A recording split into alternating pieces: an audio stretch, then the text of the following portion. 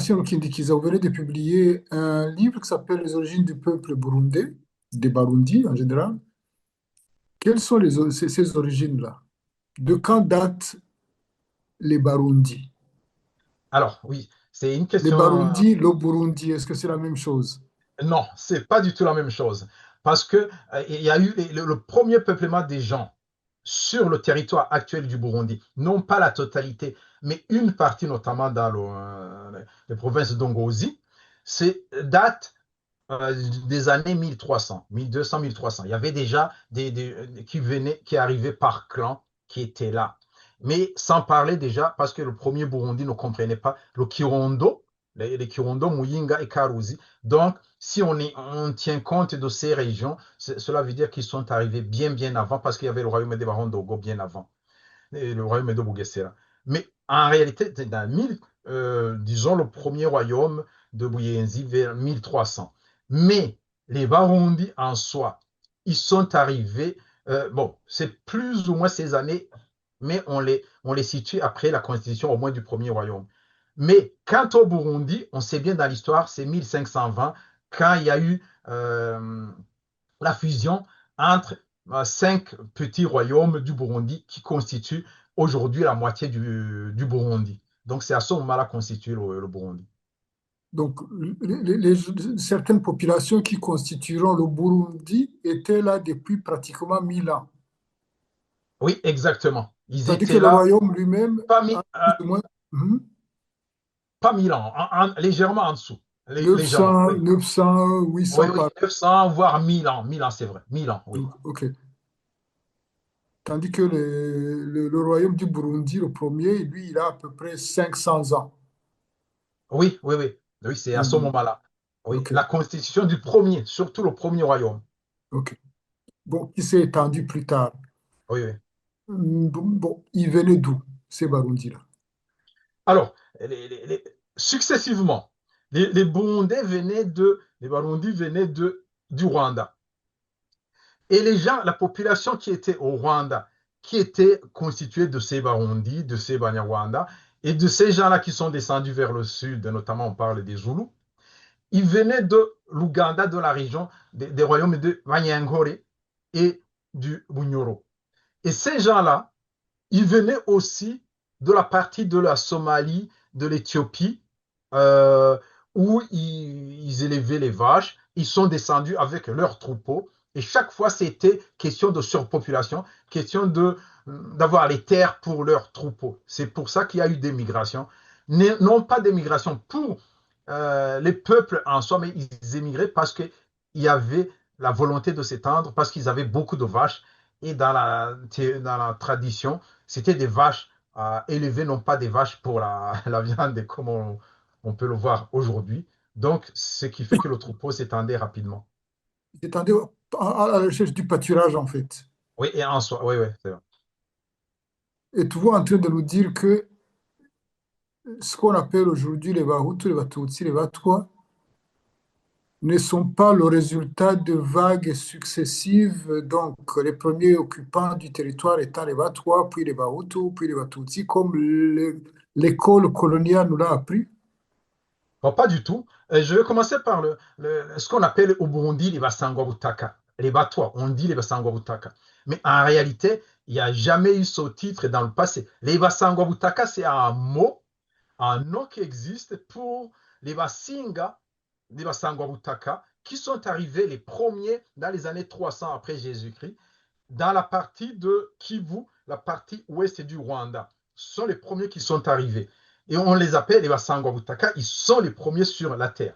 Et quant aux Bahutu, Batutsi, Batwa, par exemple, je peux vous dire qu'au Rwanda, le premier royaume de Gasabo date de 1091. Ce royaume, depuis, les rois qui ont suivi, ils ne connaissent pas, ils n'ont pas connu la notion des Bahutu, des Batutsi et des Batwa.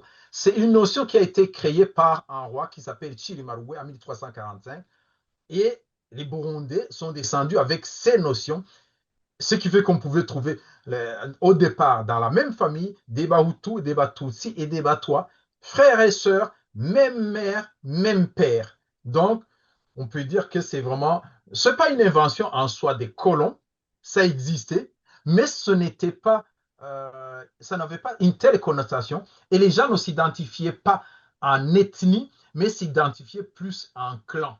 Parce qu'au niveau des clans, on pouvait trouver des clans. Et d'ailleurs, presque tous les clans, sauf quelques-uns, rares clans, comme les Bagina, et comme les, je n'ai pas trouvé les Bahanza, presque tous les clans ont des Bahutus, des Batutsi, même de temps en temps des toits. Mhm. Gracile Kindikiza, tous ces éléments, vous parlez de ceux qui sont arrivés à plus ou moins ceux qui sont arrivés au Rwanda en 1300, le royaume du Rwanda qui date de 1300 à peu près. Donc les gens sont arrivés beaucoup plus tôt. Mais ils venaient d'où tout cela? Tous ces gens-là, comme je l'ai dit, ils venaient du royaume de Banyengole, de l'Ouganda. Et il y en a des gens aussi des Banyoro, du royaume des Bunyoro, parce qu'ils ont fait la guerre et puis il y a certains qui sont restés. Et ces gens-là, comme je l'ai dit, venaient de la partie donc de l'Éthiopie. En tout cas, c'était dans la partie où c'était fertile, où il y avait des pâturages, notamment il y avait le Nil et autres. Cette région-là est censée être la région d'origine d'Homo sapiens, donc notre ancêtre, de nous autres les humains d'aujourd'hui, qu'on soit africain, chinois, européen, américain, etc. Il date de quand celui-là? Ou celle-là plutôt, puisqu'elle s'appelle Lucie? Oh, c'est dans les années, je pense, des millions d'années. Ça fait 3 3 millions. 500 disent certains plus ou moins. Oui, oui, oui, ça date de longtemps. Tout en sachant que ça dépend. Il y a des gens, des humains qui étaient des Néandertals, qui étaient en Europe, qui sont partis en Europe, qui n'ont pas pu vivre en Europe. Entre-temps, quand ils sont partis, il y a les Homo sapiens euh, qui, ont, Ils sont qui, sont- multipliés, qui ont migré. qui ont émergé et qui Mhm. sont partis d'abord en Asie, mais qui sont revenus et qui ont croisé les Néandertals qui venaient de l'Europe. Et ils se sont croisés, paradoxalement, ils se sont croisés là où on dit qu'il y a eu Adam et Ève, donc vers Israël, la Mésopotamie. Et c'est là, en fait, où les Homo sapiens ont tué bon, pas ancêtres, mais les- ceux qui L'autre venaient de l'Europe. branche, c'était une Oui, autre branche, hein. oui, c'est une autre branche, ils sont mélangés Mhm. et puis ils ont. Et donc, du coup, euh, ce sont ces gens-là qui sont de. Donc, on a presque les mêmes origines. Adam et Ève alors dans tout ça. Non, non, Adam et Ève, on ne le retrouve pas parce que justement, je ne sais pas s'il était Homo sapiens. En réalité, ça c'est la Bible, hein, c'est question de Bible parce qu'on n'arrive pas à les dater. C'est quelle année? 1000 ans avant Jésus-Christ, 10 000 ans, on ne sait pas. Mais je pense que l'histoire d'Adam et Ève, si un curé, un prêtre, par exemple, était à l'université d'histoire, faisait l'histoire, si on lui pose la question de si jamais, quel est l'homme, la première personne au monde, je suis sûr et certain qu'il ne pourra pas répondre que c'est Adam et Ève. Pourquoi ils ne répondraient pas comme cela? Parce que c'est pas, il n'aurait pas appris ça. Il sait bien qu'il pourrait échouer l'examen. Donc, ça, il y a ce qu'ils peuvent dire dans l'Église et ce qu'ils peuvent dire en dehors. Bon, sans entrer dans les détails, on sait bien que la religion, la Bible et tout, ça a été façonné par l'empereur Constantin en 320, l'empereur romain. Donc, c'est 320 avant Jésus-Christ, après Jésus-Christ. après Jésus-Christ. Donc c'est très récent par rapport à l'histoire en fait de C'est l'homme. très récent.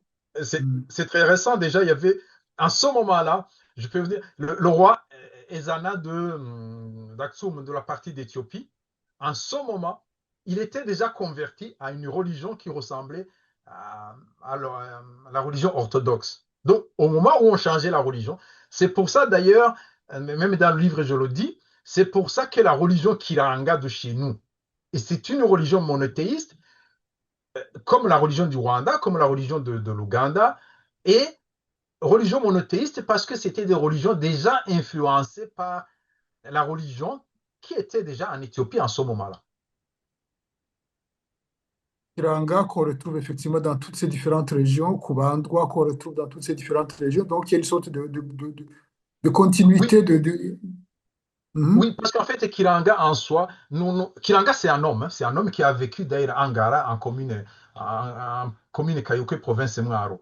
Kiranga était le frère de Wamara, était le frère de Diangombe, était le frère de, il y avait un autre, et ils sont répartis les royaumes de la sous-région pour prêcher la même chose. Ils avaient appris la même chose. Ce sont des frères de sang, de même père, même mère, et donc qui sont répartis la zone.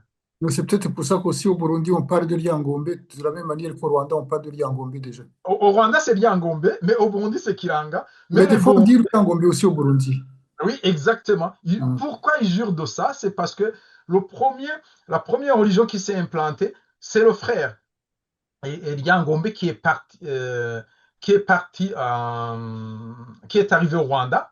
Et puis, son petit frère, Kiranga, est venu après. Donc, les Burundais qui sont descendus, ils avaient déjà les notions de Liangombe. Ce qui fait qu'on a On, l'impression que les gens continuent à dire Liangombe. on verra tout ça avec d'autres intervenants plus tard. Pour l'instant, c'est ce qu'il y a dans votre livre, Les origines du peuple burundais. Où est-ce qu'on peut trouver ce livre-là? Ce livre, on peut le trouver sur le site Amazon, que ce soit amazon.fr, .com. Et c'est un livre qui se vend à 10 euros, c'est pas cher. Et c'est pour que ça soit lu, bien C'est compris très par les bien. Burundais. C'est Mm. vraiment la première étape pour que les gens arrivent à comprendre, à intégrer d'autres notions, pas la notion de division. C'est un livre qui veut vraiment, qui est rassembleur, parce que c'est la réalité en soi. On a ces histoires des Hutus et des Tutsis et des Tois. Ce ne sont pas des inventions des colons, mais ce n'était pas en soi quelque chose qui divisait les Burundais. Les Burundais s'identifiaient à un clan et pas en ethnie. Quelles sont vos sources pour rédiger tout cela? Quelles sont vos sources? Alors, les sources, c'est assez compliqué au Burundi parce qu'au Burundi, c'est pratiquement, on trouve rien. Il y a pas de documentation, il n'y a pas de sources qu'on trouve même dans les paroles des gens. Les sources, on les retrouve facilement, on les trouve beaucoup plus au Rwanda où ça a été développé. Et je les ai trouvés aussi avec des contacts, notamment dans le Bouha, des gens que je connais du Bouha. Et en essayant, il y a des livres aussi, des livres à gauche, à droite, qui sont écrits sur la zone, mais pas vraiment sur le Burundi. Ce qui est vraiment, et d'ailleurs, ce qui m'a posé beaucoup de problèmes, c'est que on ne trouve rien de sources purement burundaises. Ce qui, et puis, il semble qu'en Tanzanie, en Ouganda, il y a beaucoup plus d'écrits sur ces origines-là que chez nous, par contre, effectivement. Oui, oui, il y a des pays où il y a eu la transmission orale, qu'on peut appeler sorte de griot. Notamment au Rwanda, il y a ce qu'on appelle les Bacurabwenge. Mais au Burundi, on n'a pas de transmission orale bien suivie de génération à génération par des clans. En clan, on peut dire tel clan, par exemple, doit transmettre, ce qui fait il y avait une certaine continuité. Merci beaucoup. Merci, Innocent Mosi.